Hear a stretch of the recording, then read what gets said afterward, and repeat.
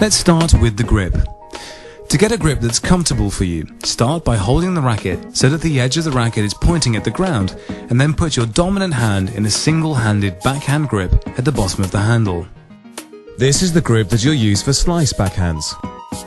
Now place your other hand above it in a comfortable position.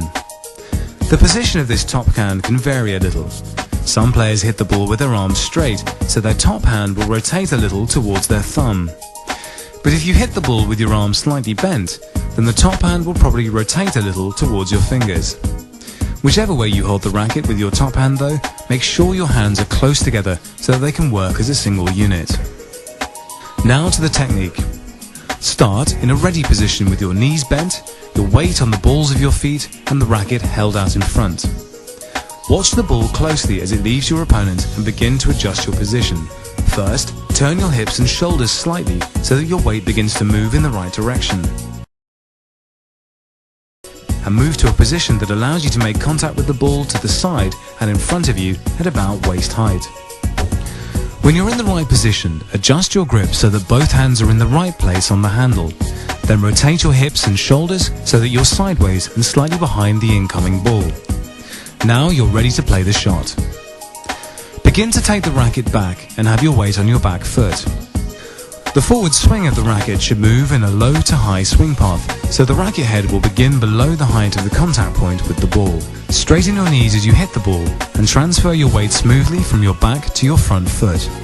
Hit the ball when it's to the side and in front of you at about waist height. The distance away from your body will vary according to whether you hit the ball with your elbows bent or with your arms straight.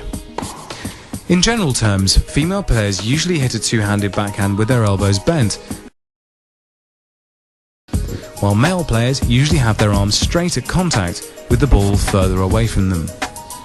After contact, keep the racket moving forwards before bringing it across the body as it slows down. Then move quickly to a good position on or around the baseline and be ready for the next shot. So that's the double-handed backhand. Let's recap. First of all, make sure your hands are in the best position for you and that your hands are together and working as a unit. Watch the ball as it leaves your opponent and begin to move towards where it will bounce. Turn your hips and shoulders to start your movement to the ball. Adjust to the ball and rotate into a sideways position so you can contact it to the side and slightly in front of you. Take the racket back either straight or in a slight loop. Hit the ball at about waist height at a comfortable distance from you, depending on your grip.